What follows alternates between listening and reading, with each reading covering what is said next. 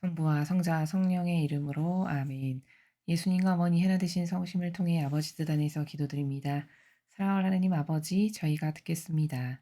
말씀하여 주시옵소서. 또한 오늘 아기 예수님의 이 세상에 탄생하심을 기념하며 또 그 저희들의 마음 안에 예수님의 탄생을 재현하며 하느님 아버지께 온 마음과 정신과 그리고 저희들의 내적이고 외적인 모든 것을 다 바쳐 감사드립니다. 사랑하는 예수님, 감사합니다. 예수님의 그 지고하신 사랑이 수천 년 동안 외면당하고 배반당하고 모욕당하고 그리고 거부당하셔서 그 차디찬 마국간에서 위로받을 곳 하나 없이 어, 태어나실 수밖에 없으셨던 그 상처받으신 모든 마음을 저희 사명과 제자들과 아버지께서 사랑하시는 인류의 모든 자녀들이 상처 하나하나마다 입맞춤을 드립니다. 부디 저희들의 입맞춤을 받으시고 위로 받으시옵소서. 이 모든 기도 우리 주 예수 그리스도의 이름으로 기도드리나이다. 아멘. 성부와 성자와 성령의 이름으로 아멘. 안녕하십니까? 하나님의 뜻 성교의 피아수녀입니다. 오늘 아기 예수님의 탄생하심을 아버지의 뜻 안에서 여러분 모두와 함께 기쁨을 나누며 축하드립니다. 저희 강의를 들으시는 구독자분들께서 특별히 이번 성탄이 정말 아버지 뜻 안에서 기쁘고 행복한 그리고 앞으로 성화 시대를 맞이하는 그 교차로에 서 있는 그 우리들의 마음 안에 유일한 희망이고 기쁨이 되어 주시는 그 예수님의 성탄을 마음껏 기뻐하시는 성탄절이 되셨으면 좋겠습니다. 자, 그럼 오늘은 과연 하나님 아버지께서 우리들에게 어떤 진리의 나라를 가르쳐 주실지 기대하면서 여러분들과 함께 학습해 보도록 하겠습니다. 2021년 12월 24일 크리스마스 이브입니다. 저 모리는 또다시 하느님 아버지의 성심이라고 알게 된 큰 불꽃을 봅니다. 하느님 아버지께서 말씀하십니다. 자녀들아, 현순간 일어나는 모든 일은 곧 나의 뜻이라는 사실을 깨달아라. 나의 아들은 여간에 묵을 방이 없었다는 점, 축축한 마국간, 그리고 구유를 아기 침대로 쓰는 그런 어려움들 가운데 태어났다. 이는 불가능에서도 승리가 나올 수 있다는 점을 증명한 것이다. 나는 그가 궁전에서 태어나는 것을 원할 수도 있었지만 그의 삶은 희생으로서 시작하고 희생으로서 끝나야만 했다. 나의 뜻은 그 구유의 온 주변, 곧 어둠과 습기와 추위를 둘러싸고 있었다. 마리아와 요셉은 이 점을 이해하였으며 마음속에 사랑을 품고 불가능한 상황들을 받아들였다. 요즘 시대 나의 뜻은 승리는 물론 패배에서도 나타난다. 모든 어려움은 다 나의 뜻이다. 모든 기쁨과 실망은 나의 신성한 뜻에 대한 받아들임으로 이끈다. 이번 성탄절을 기념하기 위해 너희 마음을 준비하면서 너희의 아집이나 문을 열어 나의 뜻에 대한 감사가 안으로 들어갈 수 있게 허락하여라. 주님의 말씀입니다. 하느님, 감사합니다.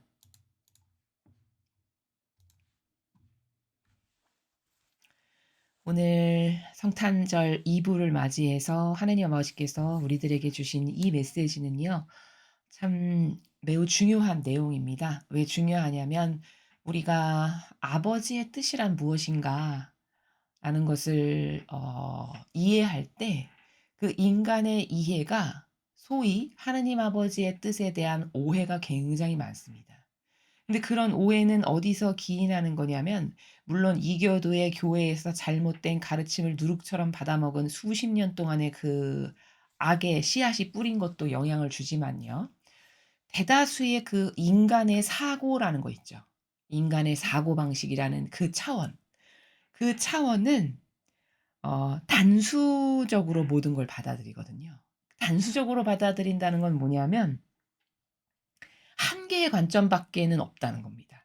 어떤 현상 하나를 바라볼 때 인간적이다, 이론적이다, 형상적이다라고 하는 거는 무슨 뜻이냐면 오로지 한 가지의 관점밖에는 그 현상을 바라볼 수 없는 한계성.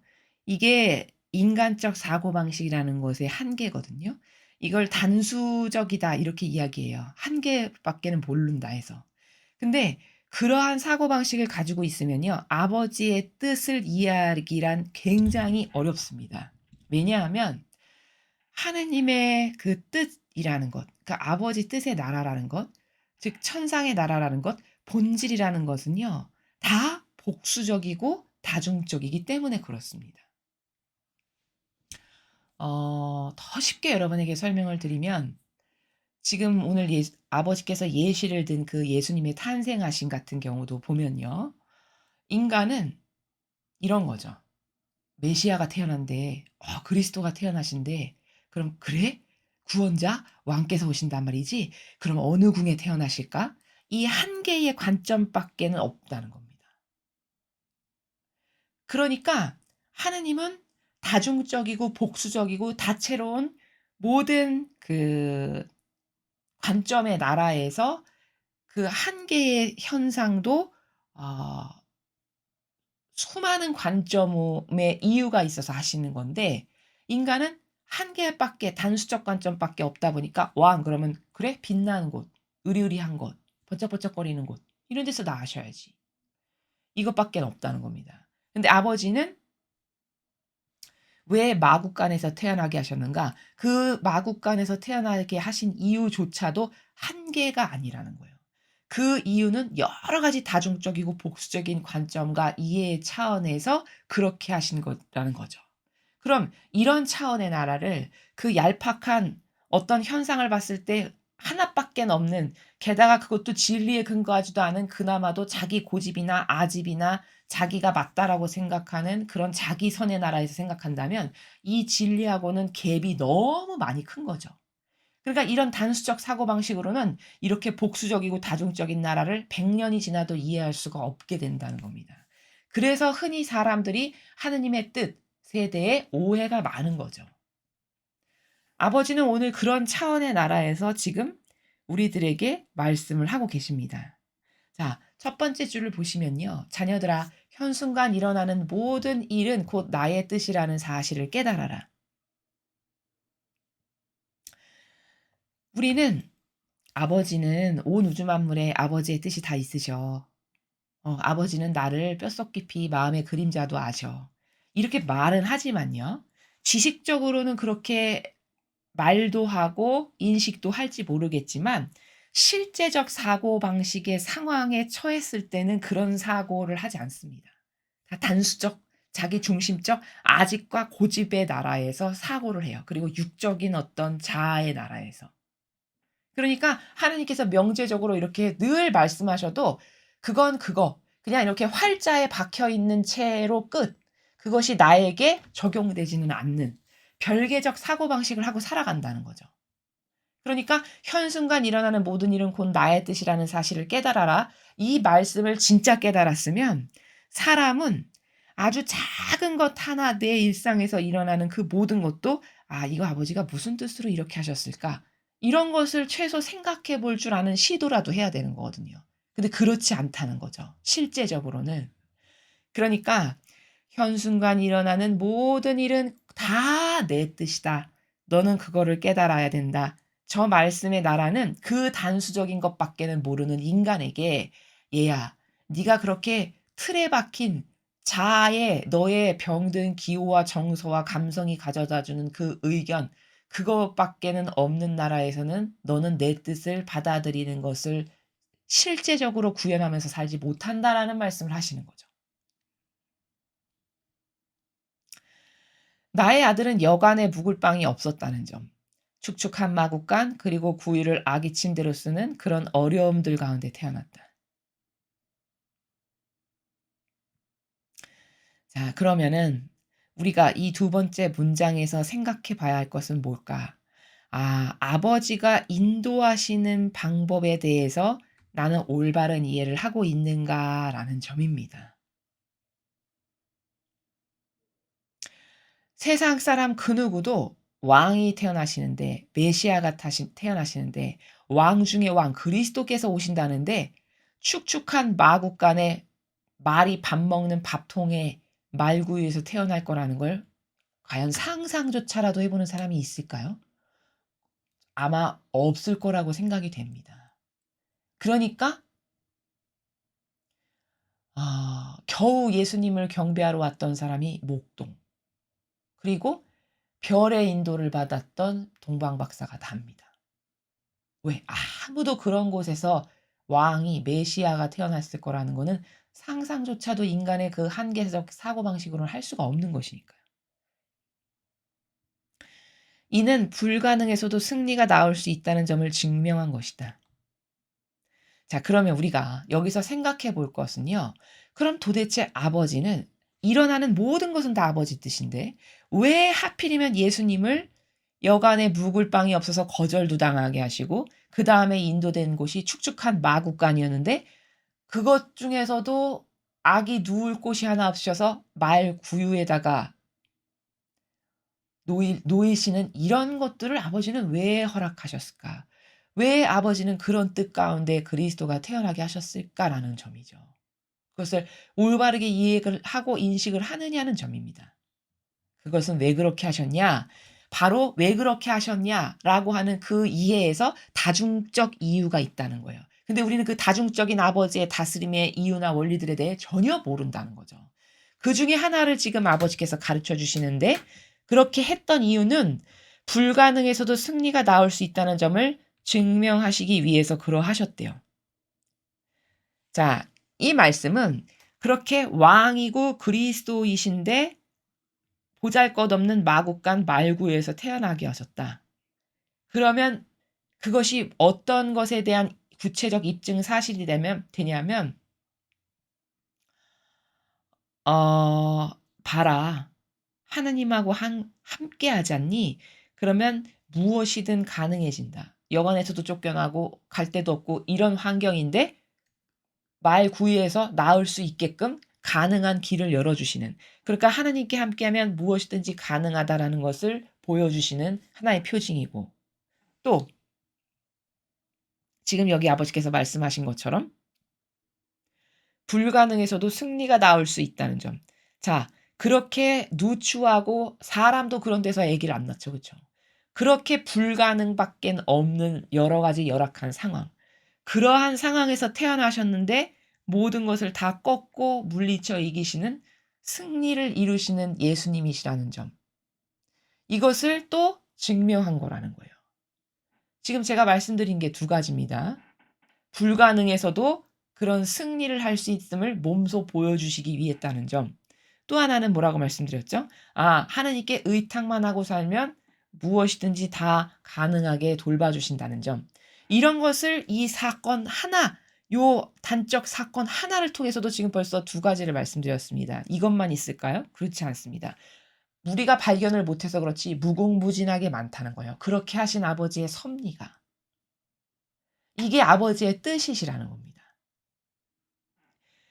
자, 그 다음에 나는 그가 궁전에서 태어나는 것을 원할 수도 있었지만 그의 삶은 희생으로서 시작하고 희생으로서 끝나야만 했다. 자, 그렇게 말구에서 태어나게 하신 세 번째 이유. 지금 아버지께서 밝히시죠.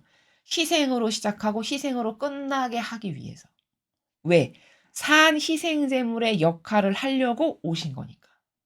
그러니까 태어날 때 편안하고 궁전에서 왕으로 태어나. 그럼 그것은 산 희생제물이 아니죠. 근데 태생 자체부터 어머니 태에 잉태되신 순간부터 고통이 시작돼서 낳았을 때도 고통, 자라실 때도 고통, 일평생이 다 고통과 희생밖에 없어. 그러면 그게 산 희생제물의 철저하고 처절한 배상과 보속이 몸소 삶으로 다 완성되는 거죠. 그거를 위한 또 하나의 준비. 벌써 제가 세 개 말씀드렸죠. 이것 말고도 수없이 많이 있다는 거예요. 아버지께서 그렇게 하신 그 이유는 단지 우리가 발견만 못할 뿐이라는 거죠. 또 이런 이유도 발견할 수 있죠. 그분이 알파에서 오메가까지 가능하신 분이라는 거를 입증하시기 위해서입니다. 무슨 말이냐? 왕이에요. 근데 가장 누추한 동물이 밥이나 먹는 데서 태어나셨어요. 그러면 이렇게 미천한 곳에서 위대하신 아버지의 영광을 드러내시는 일에 이르기까지 이 알파에서부터 오메가를 다 아우르시는 분이다라는 상징적 의미의 또 탄생도 있다. 이렇게 아버지께서 그 예수 그리스도를 보잘것없는 말구에서 태어나게 하신 이유는 지금 대강 말씀드려도 네 가지입니다. 이것 말고도 끊임없이 곰곰이 기도 가운데 생각하면 발견할 것들이 계속 차고 넘친다는 거죠. 이래서 다중적이라는 거예요. 아버지 뜻은. 한 가지의 이유가 아니라. 근데 인간은 지금 제가 말씀드린 네 가지 중에 한 가지도 잘 생각하거나 곰곰이 곰씹지 않고 살아가는 나라에서 삽니다. 그러니 이 본질의 천상의 나라하고는 얼마나 삶의 극간이 큰 건가요. 그쵸? 이러니까 진리를 이해하는 데 있어서 한계성이 있고 떨어지게 되는 것이죠. 자, 그래서 이러한 이유 때문에 이런 다중적 여러 가지 이유 때문에 예수님은 마구간에서 태어나실 수밖에 없음을 아버지께서 다 안배하시고 허락하신 거다라는 겁니다. 그러면 자, 마구간에서 태어나신 게 아버지의 사실은 안배였네요. 이런 여러 가지 목적과 상징적 의미가 있는 거니까. 그런데 사람은 말구에서 태어난 걸 안배라고 생각할까요? 쯔쯔쯔쯔 불쌍하기도 하지. 아유, 아무리 가난해도 말구에서는 애기를 안 난다. 어쩜 그래 그런 데서 날 수가 있어. 이렇게 가련하고 불쌍하다고 생각할까요? 그렇죠.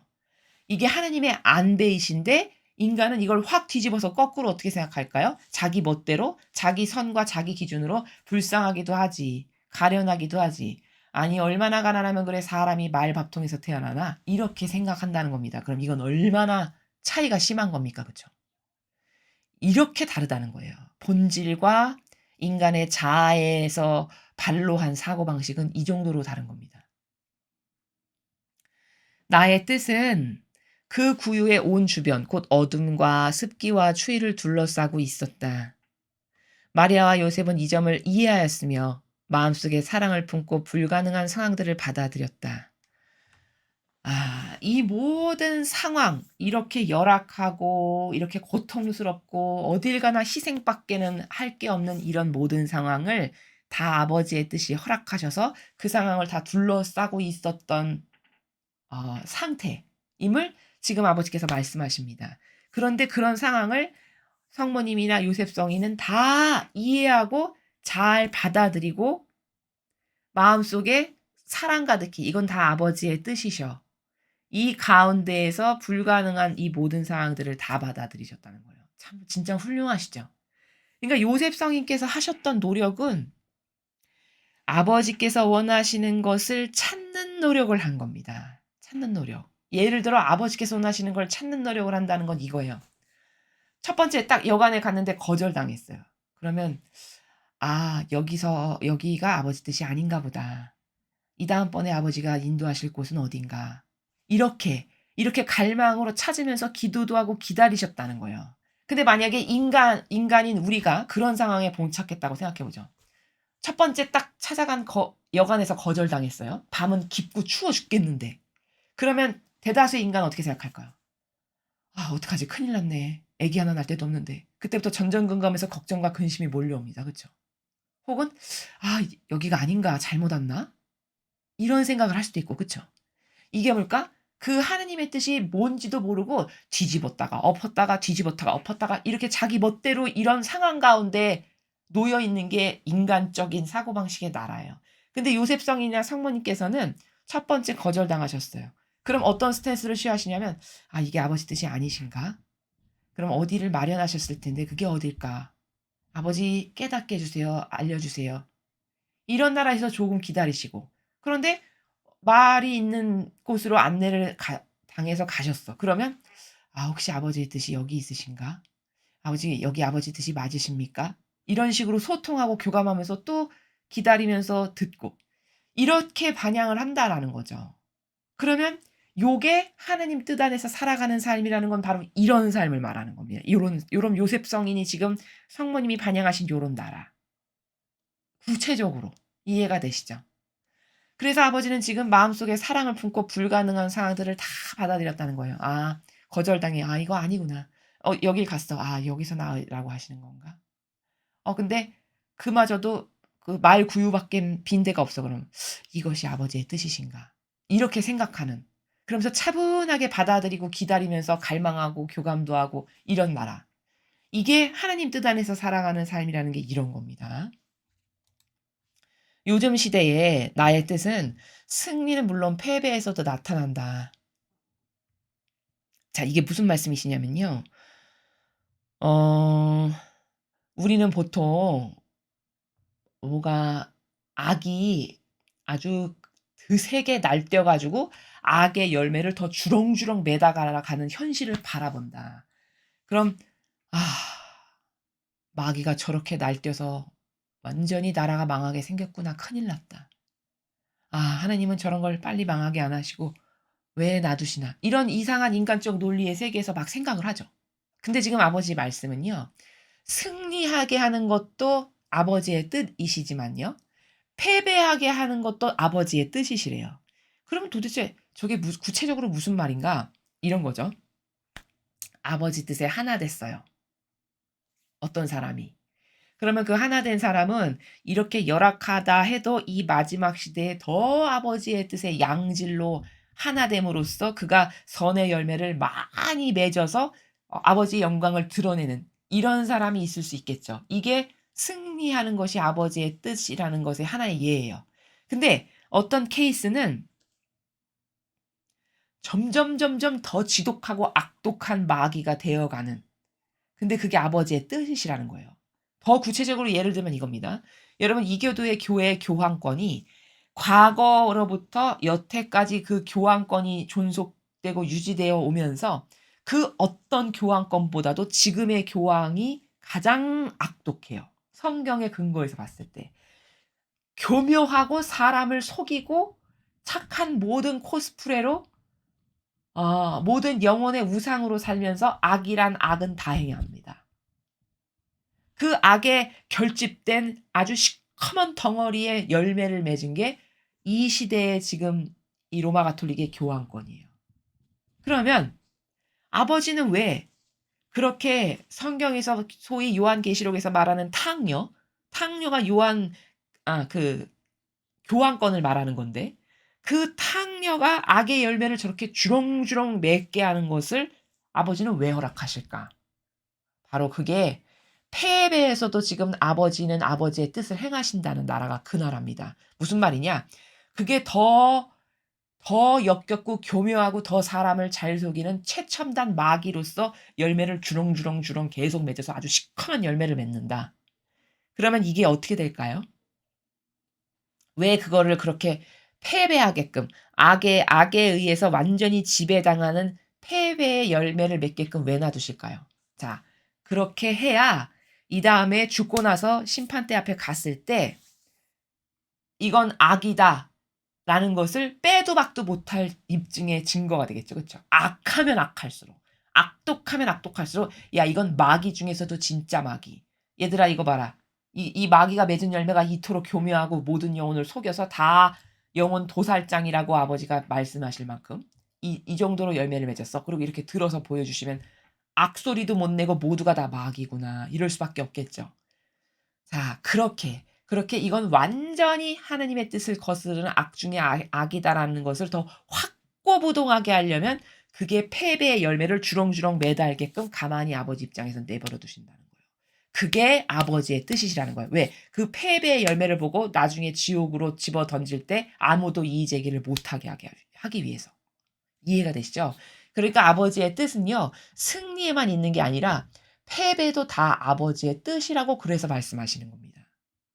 하나님의 자녀들이 끝까지 굳건하게 아버지 뜻에 용해돼서 살아난다면 그건 승리의 열매가 되겠지만 교황권이 저렇게 탕녀가 여태까지 있었던 그 어떤 탕녀보다도 가장 악하고 역겹고 교묘하고 교활하고 그래 가지고 모든 영혼을 다속일 만큼 이 정도로 악이다.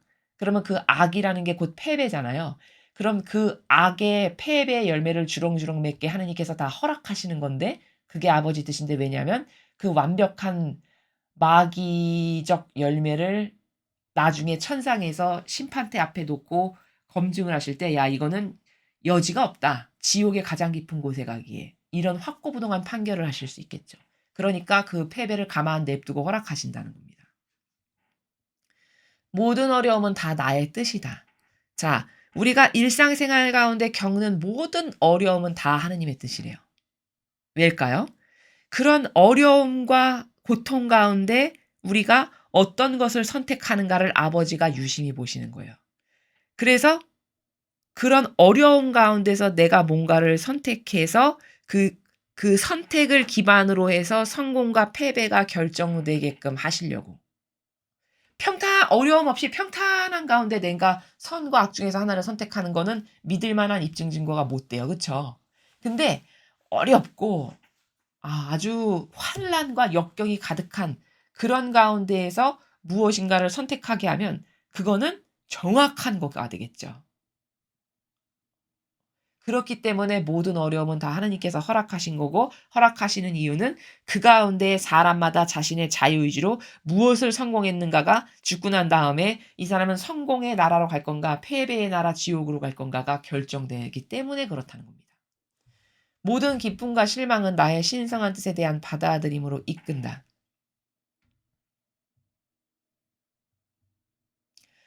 이번 성탄절을 기념하기 위해 너희 마음을 준비하면서 너희의 아집의 문을 열어 나의 뜻에 대한 감사가 안으로 들어갈 수 있게 허락하여라. 자, 그러니까 기쁨이건 실망이건 다 하느님의 신성하신 뜻에 대한 어, 받아들임으로 이끈대요. 모든 어려움은 다 아버지의 뜻이기 때문에 고로 아무리 어렵고 열악한 상황이라고 해도 그때그때마다 기쁜 일이 너에게 있건 실망스러운 일이 있건 그것은 다 내가 너에게 허락한 것이므로 너는 그 나의 신성한 뜻에 대한 받아들임으로 받아들여야 된다라는 말씀이시고요. 그리고 이번 성탄절을 기념하려면 우리의 마음을 준비하면서 아집의 문을 열어서 아버지 뜻에 대한 감사가 우리 안으로 들어갈 수 있게 허락하라 이렇게 말씀하셨습니다. 그러니까 여기 아집이라고 표현하는 이 단어는 어떤 나라냐면요. 아집 그러면 자기의 선, 자기 중심, 자신의 올바름 이런 걸 고집하는 게 아집입니다. 성경에 근거하지 않은.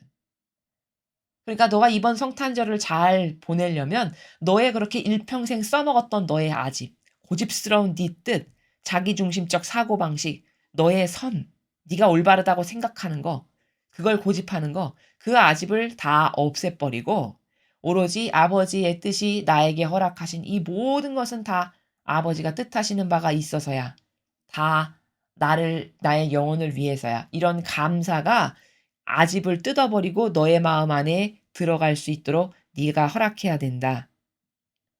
이런 말씀이십니다. 자, 그래서 오늘 이 메시지는 우리가 하느님 아버지의 뜻이라는 거를 도대체 어떻게 이해를 하고 살아가고 있는가. 근데 대다수의 신자분들은 하느님 아버지의 뜻 그러면요. 어떻게 이해를 하시냐면은 예를 들어 이렇게 지금 요셉성이냐 성모님처럼 가는 데마다 막히고 어렵잖아요. 그럼 야 이건 아버지 뜻 아닌가 봐. 이렇게 생각하고 포기하고 돌아갈 수도 있습니다. 인간의 뜻은 이런 결정을 서슴없이 저질러요. 그렇죠? 그러니까 뭐 어딘가가 어디에 뭔가 자꾸 뭐가 어려움에 봉착하고 자꾸 좌절스러운 상황이나 절망적인 상황이 내 앞에 자꾸 놓여. 그러면 이런 어떤 신적인 질서나 하느님의 뜻이 무엇인지를 올바르게 분별할 수 없다 보면요. 자기 손밖엔 쓸 게 없잖아요. 기준이 오로지 자기 거밖엔 없으니까. 그러면 그 자기선이라는 마귀는 어떻게 우리를 오류에 빠지게 하냐면 "거 봐. 하느님이 인도하시는 거 아니지. 야 하느님이 인도하시는데 저렇게 어렵겠니? 하느님이 인도하시는데 저렇게 가는 데마다 막히겠어?" 이렇게 내 마음 안에서 속삭입니다 마귀가. 이거 맞습니까? 틀립니까? 무엇에 근거한 겁니까? 이거 성경에 근거한 거 아니고 자기 생각이죠. 그쵸? 그러니까 악이라는 거예요. 여러분 하다못해 예수님의 삶을 보시면요. 우리는 이렇게 부족한 인간이니까 그렇다고 치는 어떤 한계가 있다 하지만 예수님은 신성이 있으시죠. 그쵸? 그러면 신적인 요소가 있으신 거예요. 하다못해 신이신데도요 있죠. 아버지의 뜻을 행하는데 가는 곳마다 마귀가 끼고 방해를 합니다. 그쵸? 가는 곳마다 곳곳마다 마귀가 끼고 방해를 하고 회방을 하고 계속 바리사의 율법학자가 딴지 걸고 이렇게 해요. 그 신이신데도 불구하고. 그럼 아버지의 뜻을 행하는 게 도대체 뭔지를 거기서 발견할 수 있는 거죠. 그쵸? 고통이 없고 순풍에 돛단 듯 가로막히는 게 하나도 없고 그냥 무사태평으로 확확 지나간다. 오히려 그러면 그럴 때 두려워해야 돼요. '나 지금 아버지의 뜻으로 인도가 되고 있는 건가 이거? 혹시 마귀가 나 끌고 다니는 거 아니야? 오히려 의심을 해야 된다니까요. 왜? 예수님의 삶하고 다르잖아요. 그렇죠? 예수님의 삶하고 다릅니다. 근데 사람은 얼마나 자기 멋대로 성경을 배우지 못하고 진리를 모르다 보니까 이상한 아집과 고집과 자신의 병든 사고방식으로 생각을 많이 하냐면, 심지어요, 여러분. 이 수도자가 되기 위해서 모이는 성소 모임이 있죠. 성소자 모임이 있습니다. 그 모임에 가면요, 거기서 이 성소자들을 모아놓고 지도를 하는 그 지도 수도자가 뭐라고 말씀을 하시냐면, 이렇게 그 성소자들한테 이야기를 해요. 이건 제가 직접 체험하고 들은 얘기인데, 자매님? 자매님의 성소를 분별하려면은 어떻게 해야 되는지는 알고 있어요? 이렇게 물어봅니다. 그럼 아니요, 잘 모르는데요. 이렇게 말씀을 드리면, 그 성소자를 수련하는 걸 담당한다는 그 수도자가 뭐라고 말씀하시냐면, 이렇게 말씀하세요. 자매님, 성소라는 건요, 수도원 문을 열고 싹 들어가면은, 들어가자마자 마음이 편안하고 내 집처럼 정서가 안온하고, 아, 여기 오니까 참 마음이 평온하고 좋다, 이런 마음이 들면서 밥도 맛있게 먹고 거기서 하면 잠도 착 오고, 이렇게 자매님이 평화 가운데 아주 행복하고 기쁜 곳이 정서상 딱 느껴지면 거기가 자매님의 성소예요. 이렇게 가르칩니다. 이게 뭘까요? 이게 성경에 근거하지 않은 인간적 자신의 사고방식 안에 살아가는 마귀적 사고방식을 전하는 겁니다. 그 사람만 모르는 거죠. 왜 마귀적 사고방식이라고 하냐? 여러분, 아버지의 뜻을 행한 모범 중에도 모범을 꼽아라. 그럼 누구십니까? 예수님과 성모님이에요. 그렇죠? 예수님과 성모님을 능가하는 모범이란 있을 수가 없는 겁니다. 제 아무리 대단한 성인이라도. 그건 어쩔 수 없는 인간이라고는 하는 한계성 가운데 우리가 모를 뿐이지 누룩이 다 있는 겁니다. 그럼 모범 중에서도 모범을 찾아라. 그러면 예수님과 성모님의 모범에서 뭐든지 답을 찾아야 그게 올바른 거죠. 그렇죠? 그렇다면은 제가 한평생 이 인생을 헌신해서 하느님의 일꾼으로 한번 살아보겠습니다 해서 모여온 성소자들에게 분별이라고 가르치는 것이, 자매님이 마음 편하고 밥 잘 먹고 대소변 잘 보고 여기 오니까 정서가 편안하고 안온하고 행복하네, 이러면 자매님의 집이에요. 이렇게 가르친다면, 그걸 분별의 기준이라고 가르친다면, 이건 예수님이나 성모님의 모범하고는 동과 서가 다르게 다른 180도 다른 나라입니다. 그렇죠? 왜? 예수님과 성모님은 아버지의 뜻을 행한 모범 중에도 모범이셨는데 잉태된 순간부터 고통이라고 예수님은 말씀하세요. 천상의 책에서. 천상의 책에 루이사 피카에타가 예수님 맞이하시기 전 성탄 9일 기도를 하는 내용이 있습니다. 1권에. 루이사 피카레타가 예수님 오시기 전 맞아들이기 위한 성탄 9일 기도의 내용을 보면요, 온통 예수님은 어머니의 태 안에서 잉태되신 그 순간부터 나는 고통스러웠다라고 고백하세요. 그 작디 작은 공간에 갇혀서 육만 있는 것이 아니라 신성이 있으시잖아요. 그렇죠? 그럼 그 신성이라고 하시는 존재께서 이 한계적 작은 속성에 오신 그 순간부터 그 캄캄한 어둠 가운데 그때부터 고통이 나는 시작됐다라고 말씀하신다고요. 그럼 곧 잉태된 순간부터 돌아가실 때까지 인생이 단 한 번도 편한 날 없이 온통 박해와 고통과 어느 데 가는 데마다 환영하는 거 없어 배척당해 모욕당해, 이게 일평생의 예수님의 삶이셨습니다. 성모님은 다르셨냐? 별반 다를 거 없으셨어요. 왜? 하나 되신 분이기 때문에 예수님의 모든 고통이 이꼬르 성모님의 고통이셨습니다.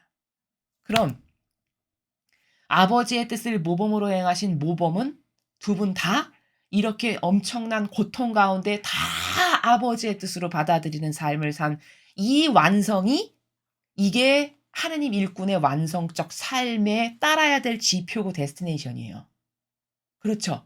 근데 세상의 성서 모임에서 성소를 분별한다고 가르치는 그 수도자가 하는 말이, 자매님이 문 열고 들어가는데 편하고 정서가 안온하고 행복하고 막 기타 치면서 들려오는 노래가 너무 나의 정서에 딱 맞고 밥도 맛있고 잠도 잘 자고 편안하고 이러면 그게 자매님의 성소예요. 이렇게 가르친다면은 이건 얼마나 마귀적인 사고방식을 가르치는 겁니까? 성경에도 근거하지 않은 마귀적 분별의 기준이죠. 그렇죠? 근데 아무것도 모르니까 그 모임에 온 성소자들이 뭘 알겠습니까? 진리를 배웠겠어요? 이교도의 교회가 진리를 가르치기랍니까?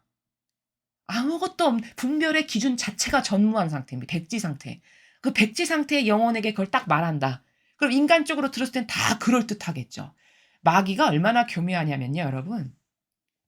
이 정도로 교묘한 게 마귀입니다. 그렇게 말을 하면서 곁들여서 뭐라고 말하는지 아십니까? 하느님은 여러분이 행복하기를 원하시지, 여러분이 고통스럽기를 원하시겠어요? 그러니까 여러분이 편안하고 안온하고 정서가 맞고 행복하고 잠도 잘 자고 밥도 맛있고 이런 데가 자매님의 성소예요. 이렇게 말한다면, 아, 그렇지. 하나님은 나를 사랑하신다는데 고통스럽게 살길 원하지 않으시겠지. 이렇게 생각하고 다 그런가 보다. 이렇게 한다는 겁니다. 얼마나 교묘합니까? 인간적인 사고방식밖에 없는 사람은 다 그렇구나. 이렇게 수긍하는 나라라는 겁니다. 그러나 성경을 조금만 알아도 진리를 조금만 배웠어도 야, 이거 완전 마귀적 사고방식이구나. 이거 완전 예수님과 성모님의 모범하고는 다른 걸 가르치네. 바로 뭡니까? 너 여기 와서 이 하느님의 집에 와서 등 따시고 배부르고 존경받고 사랑받고 모든 권한도 모두 다 네 거. 그리고 한평생 편안하고 안일하게 살아. 이거를 마귀가 유혹하는 거죠. 그쵸? 그거죠 뭡니까? 일평생 예수님과 어머니는 고통과 희생과 배상과 보속의 처절함밖에 없으셨는데 그럼 아버지는 예수님과 어머니를 사랑 안 하셔서 그런 건가요? 인간보다도 사랑이 없으셔서 그런 걸 허락하신 걸까요? 아니죠. 그쵸? 사랑이 뭔지도 모르는 거예요. 사랑이 그냥 등 따시고 배부르고 행복하고 훌루랄라 좋네 이걸 사랑이라고 생각하는 수준밖에 없으니까 도대체 지고하신 사랑이 뭔지 고결한 차원 높은 사랑의 나라는 뭔지 도대체 아버지는 하나밖에 없는 외아드님을 엄청 사랑하셨을 텐데 왜 그런 산 희생 제물을 허락하셨을지 그게 사랑의 어떤 사랑의 나라인지 이런 걸 전혀 모르니까 마귀에게 유린당해서 마귀밥 되는 게 얼마나 쉽겠습니까? 그쵸? 제가 그래서 이 시대는 마귀에게 지뢰밭이에요. 그러니까 마귀가 짜놓은 프레임이 다 하도 그럴듯해 가지고 어디 밟아서 터져 죽을지 모르는 지뢰밭입니다. 요즘 세상은. 그러니까 배우지 않고는 성경 모른다. 진리를 모른다. 신적 질서가 뭔지 모른다. 이러면 마귀밥 되기가 너무 쉬운. 모두가 다 블랙홀처럼 쫙 빨려 들어가서 마귀의 공장 그 하치장으로 들어가서 지옥불로 끌려가는 건데 자기가 그렇게 끌려가는지도 모릅니다. 이게 안타까운 이 시대의 현실이라는 거죠. 그래서 아버지의 뜻은 그렇게 평탄하고 행복하고 안온하고 좋고 아주 쾌적하고 이런 데만 아버지의 뜻이 있는 게 아니라는 겁니다. 오히려 여러분 가장 많은 은총은 어디에 있냐? 은총 좋아하시잖아요. 모든 사람은 은총 받는 거 좋아합니다. 근데 그렇게 많은 은총의 보화가 사실은 어디에만 있냐? 처절한 고통과 희생에만 있는 겁니다. 예수님은 이렇게 말씀하셨습니다. 나는 하늘과 땅의 모든 권한을 다 받았다. 그거 어떻게 해서 받으신 건가요? 편안하고 등 따시고 행복하고 밥 잘 먹고 아유 여기 잠도 잘 오고 여기 오니까 아주 정서도 나랑 비슷하네. 이렇게 해서 받으신 상급입니까 그게? 아니죠. 인류의 어떤 사람도 할 수 없는 처절한 산 희생 제물로서 마지막 피 한 방울 물 한 방울까지도 다 내놓으신 그 희생의 대가로 받으신 상급이 나는 하늘과 땅의 모든 권한을 다 받았다라는 겁니다. 그러면 엄청난 상급은 다 어디에만 있냐? 고결하고 아름답고 질 높고 순도 높은 상급은 어디에만 있냐? 그런 희생, 그런 배상, 그런 보속, 그런 처절한 고통 그런 데만 있는 겁니다. 그렇죠? 그러면 얼마나 거꾸로 알고 살아가는 겁니까? 그쵸? 그런데 아버지 뜻이 아니야. 아버지 뜻이면 이렇게 일이 안 될 리가 있겠어? 여기는 아버지 뜻이 아닌가 봐. 아버지 뜻이면은 인준을 못 받았을 리가 있겠어? 이건 도대체 무엇에 근거하여 그렇게 당당하게 하는 말인가? 그렇죠? 성경에 근거한 것도 아니고 진리에 근거한 것도 아니고 신적 질서에 근거한 것도 아니고 두 분의 모범에 근거한 것도 아닙니다. 그쵸? 다 병든 인간의 기호와 정서, 자기선, 자기 뜻에서 나온 뇌피셜이라는 거예요. 근데 용감하고 당당하게 말까지 한다. 이러면 참 심각한 수준이겠죠. 그래서 아버지가 이끄신다는 것은 다 사실은 고통과 환난과 핍박과 모욕과 그 어려움을 뚫고 끝까지 그 목적지만을 위해서 포기하지 않고 가는 그 영혼들 안에서 아버지 뜻이 이루어지는 겁니다. 여러분, 구약의 수많은 선견자와 예언자들을 보십시오. 그들의 삶이 얼마나 척박했습니까? 그게 인간적으로 봤으면은요, 인간적으로는 다 아유 가련하기도 하지. 혀 끌끌 차면서 "그래 어떻게 사람으로 태어나서 팔자가 저래?" 이런 취급받을 사람들이었습니다 다. 왜? 돌 맞지. 사람들한테 손가락질 당하지. 어디 가면 욕 먹지. 심지어 뭐 짐승 있는 데다가 절벽에서 집어 던지지. 다 이런 취급만 받았잖아요. 근데 그게 위대한 하나님의 다 일꾼이고 예언자들이었다는 거예요. 그러면 도대체 하나님의 뜻을 어떻게 이해해야 내가 올바르게 이해하는 것일까요? 그렇죠. 하나님의 뜻에 대한 엄청난 오해가 있다는 것이죠. 평탄하고 행복하고 안온하고 하나님은 우리를 사랑하시니까 네가 행복하길 바라시지 네가 불행하길 바라시겠어? 여러분, 그 행복도 그 하나님이 주시는 사랑도 차원이 다 다른 겁니다. 성모님은요, 예수님께서 십자가에 못 박혀서 돌아가시기 위해서 이제 순환의 시간을 걸어가시려고 하는 그것을 시작하기를 앞둔 그 순간에 어머니와 작별 인사를 하시는데 성모님께서 예수님을 축복하시는데 어떻게 축복하셨는지 아십니까? "아들아 나는 네가 십자가에서 죽기를 축복한다." 이렇게 축복을 하셨습니다. 그걸 축복의 말이라고 하신 거예요. 그럼 이게 세상적이고 인간적인 관점이라면 어머 아니 무슨 저런 엄마가 다 있어? 아들이 좀 있으면 십자가에 처형당해서 비참하게 손발이 다 뚫려 가지고 인간으로서는 받을 수 없는 그런 처절한 고통 가운데 죽을 건데 세상에 너를 십자가에서 죽을 걸 축복한대. 아유 모질기도 하지. 저게 무슨 부모야? 이런 말 할까요 안 할까요? 이런 말 얼마든지 할 겁니다 세상 사람들은. 그럼 성모님이 지력이 떨어지고 모자라서 축복이 뭔지를 몰라서 그렇게 말씀하신 걸까요? 사랑이 없으셔서 깡 메마른 마음이어서 그렇게 말씀하신 겁니까? 저주를 그럼 퍼부으신 겁니까? 아니죠. 축복이 뭔지를 모르는 겁니다, 인간은. 가장 큰 축복은 뭘까요? 아버지의 뜻이 설정한 것을 완벽하게 이루어 드리는 것. 그럼 예수님의 아버지의 설정값은 뭘까요? 산 희생 제물의 임무를 완수하는 거였습니다. 그럼 그 산 희생 제물의 임무를 완수하는 게 그 아들에게 가장 큰 축복이라는 걸 어머니는 아시는 거죠. 그러니까 "아들아 나는 네가 십자가에서 죽기를 축복한다." 이렇게 말씀하시는 겁니다. 그럼 이런 고결한 정신 세계와 인간이 행복하고 기쁘고 편안하다, '나는 복 받았다.'라고 생각하는 세계는 얼마나 다른 겁니까? 그렇죠? 자, 이래서 우리는 하나님의 뜻을 이해하는 데 있어서 엄청난 오류와 부작용과 망상이 가득하다.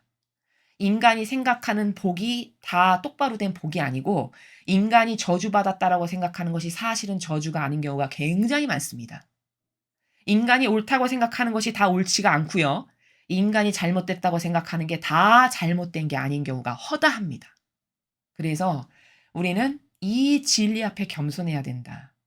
이 진리만으로 말해야 되고 이 참된 진실과 사실이라고 하는 이 신적 질서와 아버지가 주시는 말씀과 성경의 근거에서만 무엇을 주장도 하고 이해도 해야 되고 말도 해야 되고 분별도 해야 되는 것이지 그렇게 역겨운 자신의 인간적 깨닫지도 못한 그 병든 기호와 정서와 감성의 나라로 뭐가 옳다, 틀렸다, 그건 아니다 이렇게 말한다는 것은 그 하느님의 지엄하신 그 위대하신 권능의 아름다운 진리의 세계를 깨닫지 못한 어리석은 인간이 마귀에게 속고 있는 중이다라는 것을 꼭 이 시대를 살아가는 주님의 자녀들은 반드시 깨달아야 한다는 겁니다. 그래야만 여러분이 마귀의 이 수많은 지뢰밭으로부터 살아남을 수 있다라는 이 진실입니다.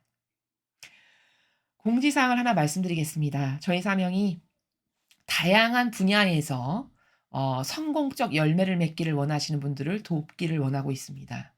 뭐 다양한 분야라는 건 세상적 목표도 괜찮고요. 영적 갈망, 도전을 통해서 더 탁월한 영적 세계를 살아가기를 원하시는 도전하기를 원하시는 이런 목표도 괜찮습니다. 열정이 있고 갈망이 있고 성실하여서 어떤 것 하나를 마음먹으면 그걸 끝까지 포기하지 않고 할 수 있는 이런 근성이 있으신 분들. 그러나 어디에다가 도와달라고 손 하나 내밀 곳이 없는, 그리고 어떻게 해야 성공할 수 있는지 프로세스를 모르시는 이런 분들을 돕기를 저희 사명이 원하고 있으니, 이 아래에 적혀 있는, 저희 영상 하단부에 적혀 있는 이메일로 지원하길 원하시는 분들은 간단히 적어서 보내주시기 바랍니다. 이상으로 2021년 12월 24일 크리스마스 이브에 주신 메시지 해설을 마치겠습니다. 감사합니다.